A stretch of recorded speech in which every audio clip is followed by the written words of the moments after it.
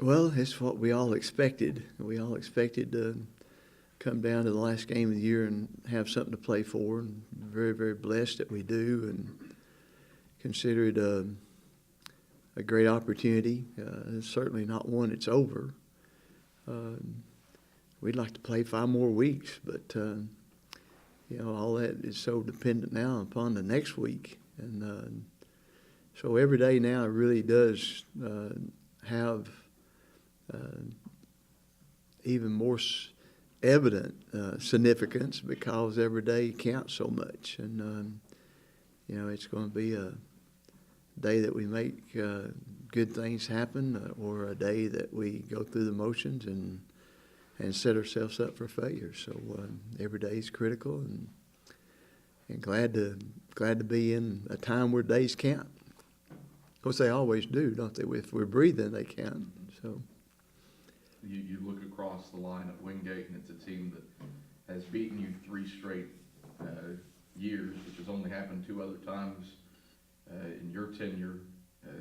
Is there any extra motivation on top of the battle for the playoff spot because Wingate's knocked you down 3 consecutive? Well, not as far as me personally is concerned. When I think about the 3 straight losses, of course, I think we went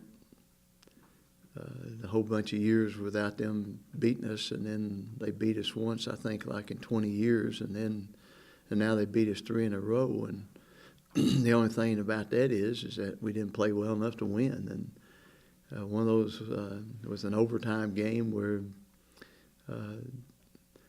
they had the ball first and kicked the field goal, and then we got the ball, and first play had about a 16, 18-yard run down inside the 10-yard line, and the ball, he hit the ground, the ball came out, they called it a fumble. The guy recovered it with part of his body out of bounds, and they still gave it to him, and so we lost in kind of an unusual way that ball game. And then last year, of course, it was 4th and 1 or less than 1. I think that and we went for it and didn't make it, and then couldn't get the ball back. And so I remember those 2 very vividly, and the one in between over there, they scored late and beat us pretty significantly over there. So and just got to play. What can you say about the development of DeAndre Thomas, not necessarily maybe in terms of the offense, but his grittiness? I mean, he seems like every week he gets hit hard or has some kind of nick or something going on, but he continues to go out there. Yeah, he's been playing injured, and pretty significant injury for about 5 weeks now, and 5-6 weeks, and to see him just keep going, and he doesn't miss a beat. I think we've taken him out of practice for a day or 2 a couple of times, but not for the whole practice, and so he just keeps on ticking, and he gets better. He ran the offense better last week than he has in a while, and and he he's still subject to make freshman mistakes, but he certainly has improved. He has a heart of improvement. And he has done pretty exceptional job, really, considering everything. About Steven Isom, what do you see from him this last week? Glad to have him back. Just his presence on the field helps us a lot, and it gives us a bigger body, which we've been missing a whole lot. And we've been playing with a whole bunch of mighty mites out there, and they've been biting people on the ankles, but they can't do the same thing as a 6'3" guy can do. And so that helps. He gives us somebody to throw the ball to in a possession type situation, and he does really a good job for us. How do you feel that the special teams groups have come along over the last couple of weeks? Not good. If there's a disappointment in our football team right now, it would be special teams and last week offense turning the ball over, which we hadn't done much all year, but we certainly did last week, and it could have been a lot more because the ball was rattling around several times, and then And then defense giving up third and long, down and distance. And but our special teams, I heard Coach Waite's challenge them this week. We've got to pick it up with that group. You look at what Wingate does offensively, and much of the personnel has changed, with the exception of the quarterback, Allenweg, and he's only completing 71% of his passes. What makes him effective back there? Yeah, and 27 completions a game. Yeah. And so, you get the ball in somebody's hands 27 times in space, and, sometimes things happen that you don't like to have happen. And so they do a great job with take what you give them. You line up and you keep if you're a half a man away from somebody, he's going to get the ball to him. And that's on alignment. And then they do a whole lot of crossing patterns against man-to-man. They just do a great job. And they've reloaded very well. And like you said, mostly because of him. He just gets the ball out of his hand. He's hard to get pressure on. He's a big guy, and so he stands up over everybody and does a good job. Can you compare their passing offense to others that we've seen, Tusculum Mines, that have pitched around quite a bit? Yeah, they haven't depended on the running game, but then, I say that, and I said the same thing last year, and I think they had one guy rush for 160 or 70 yards against us last year. And so, I think we're just a team that takes what you give them. And if they think that you're defending with too many, they'll run it. If they think that, if they think that you're trying to stop the run with too many, they'll throw it. And so they do a great job with that.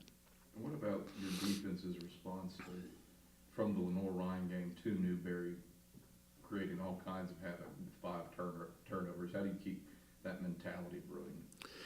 Well, I know coaches teach that every day, and they try to put them in a position to do that every day. And it was an offensive defense for a half at least, and that was beautiful. And and you can see what happens when you got an offensive offense and offensive defense on the field at the same time. That means that there's a lot of offense, and there was about 35 points right off the bat. You take a look at this senior class. Do you get a sense there's a special sense of urgency around those guys this week? I think so. There was last week, and they did a good job leading the team last week, and we've asked them to do the same this week, and we'll continue to ask them to do that as far as we go. Have you seen any one individual player step into that leadership void where maybe something had been missing before? No, we've had good leadership as far as the player committee. It's they've paid their dues, and I just think this is a group that doesn't that struggles with keeping their focus, and I think that explains why there's some ups and downs with this football team. You hope that it continues to be an up. But with this team, it's been this way,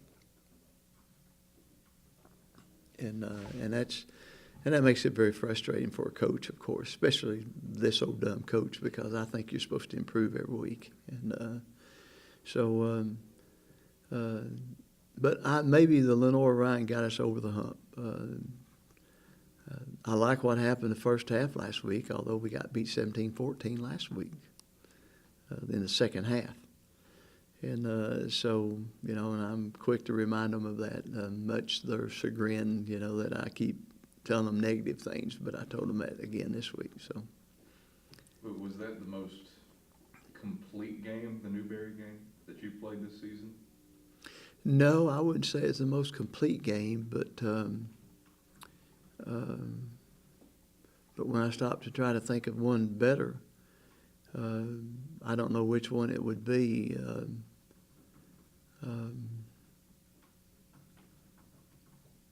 The first half might have been.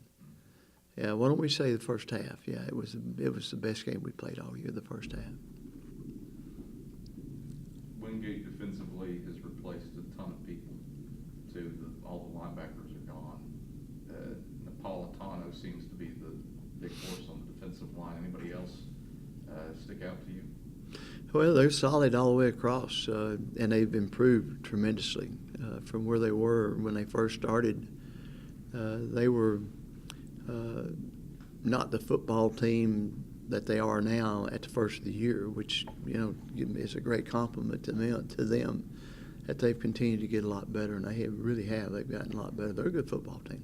What's that say about the job that Coach Reich has done? I think he's a good football coach. I think he finds a way to get them motivated, and usually they're not going to give you something. You have to go earn it, and now they've come up with this 6-foot giant, this 6'6" giant that's going to throw the football all over the field, and that makes it hard to